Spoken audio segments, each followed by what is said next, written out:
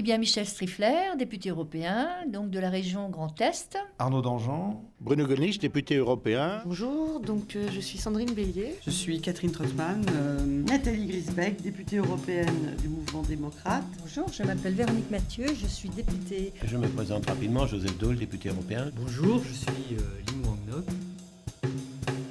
Le grand danger aujourd'hui, c'est que règne dans certains pays un parfum d'années 30, et on sait que ce parfum était très sombre dans les années 30 et il a mené directement aux guerres mondiales. Donc le projet européen est nécessaire pour contrer ça, mais il doit se montrer plus à la hauteur, notamment des enjeux économiques et sociaux, parce que autrement, c'est le repli national avec des risques à terme d'embrasement qui risquent de ressurgir.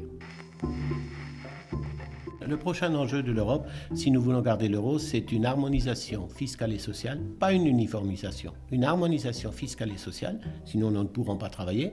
Nous allons vivre des délocalisations d'un endroit ou d'un autre. Cette harmonisation fiscale et sociale, nous devons réfléchir à une défense européenne. Regardez ce qui se passe au Mali. Nous n'avons pas les moyens tout seuls.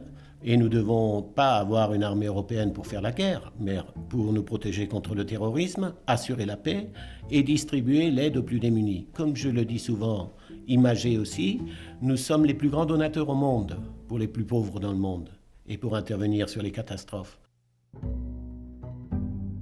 Ici, l'idée, c'est pas bloquer une réforme parce qu'elle est portée par un autre groupe politique, c'est faire avancer l'Europe, c'est-à-dire comme une boule qui, si vous voulez, une boule de neige qui avance tout doucement.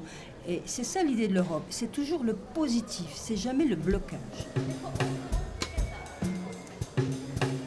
Si on parle de la paix au sens de l'absence de paix du 19e ou du 20e siècle dans l'espace européen, aujourd'hui nous sommes dans un espace de paix en termes militaires. En revanche, moi j'ai le sentiment qu'on est dans une forme de guerre économique et sociale qui fait beaucoup de dégâts dans la mesure où elle laisse beaucoup de gens au bord du chemin. Ça, c'est une forme de guerre, c'est-à-dire laisser des gens sur le bord du chemin, c'est une exigence aussi pour nous et c'est très important. Oui, je suis contente du prix Nobel de la paix, mais je ne me satisfais pas juste du passé. Ce qui m'intéresse, c'est hic et nunc et demain. Si l'Europe n'est pas compétitive, elle sera distancée par la Chine, elle sera distancée par les États-Unis, par le Brésil, par l'Inde.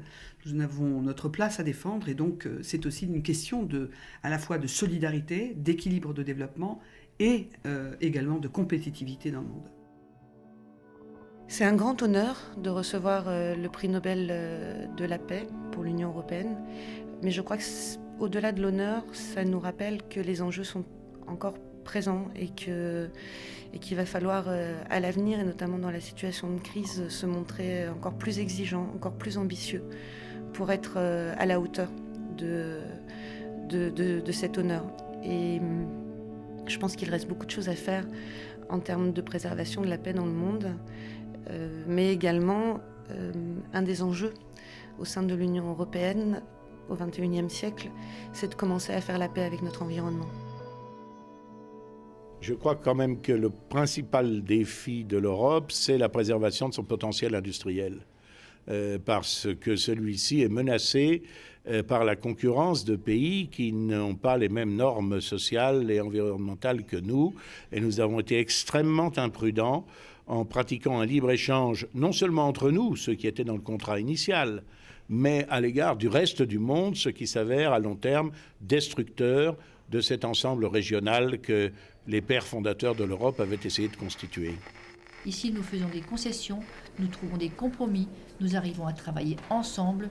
Tous les pays travaillent ensemble et tous les partis politiques travaillent ensemble. Le mandat européen, de mon point de vue, est d'abord un mandat pédagogique. Je pense qu'on ne parle pas assez de ce qui se fait au niveau européen et singulièrement de ce qui se fait et de ce qui se décide au Parlement européen à nos concitoyens.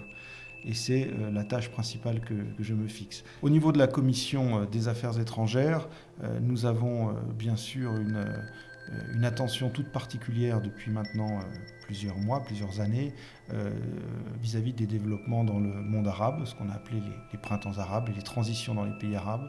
Nous travaillons également beaucoup sur les questions d'élargissement avec les pays des Balkans, avec la Turquie, avec les autres pays du voisinage oriental, c'est-à-dire les pays de l'ex-Union soviétique. Je crois que par rapport aux grands défis que nous avons devant nous, c'est-à-dire des défis environnementaux, des défis économiques, des défis sociaux, des défis de sécurité ou de défense, je crois qu'aucun pays européen seul n'est en mesure de faire face à ces défis.